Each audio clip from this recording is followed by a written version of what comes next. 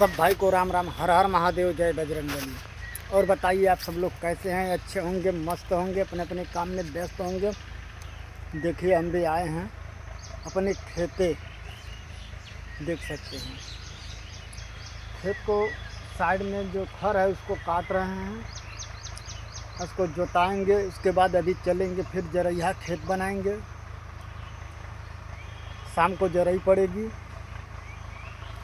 देख सकते हैं। यही हमारा खेत है, आप सब लोग देख सकते हैं। और बताइए आप सब लोग कैसे हैं? अच्छे होंगे, मस्त होंगे।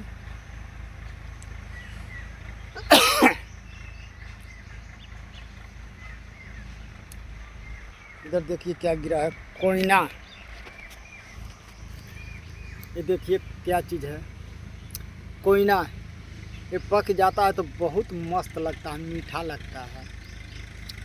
इसका तेल निकलता है।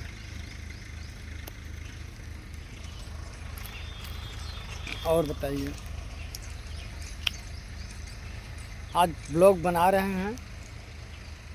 ब्लॉग क्योंकि डालते नहीं, बहुत कम डालते हैं ब्लॉग, हमको ब्लॉग बनाने नहीं आता।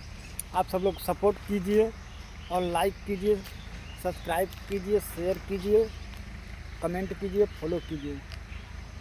आप सब लोग बताइए हमारा ब्लॉग कैसा है, आप सब लोग बताते रहना। मैं आप सभी लोग को दिखा रहे हैं, देख सकते हैं।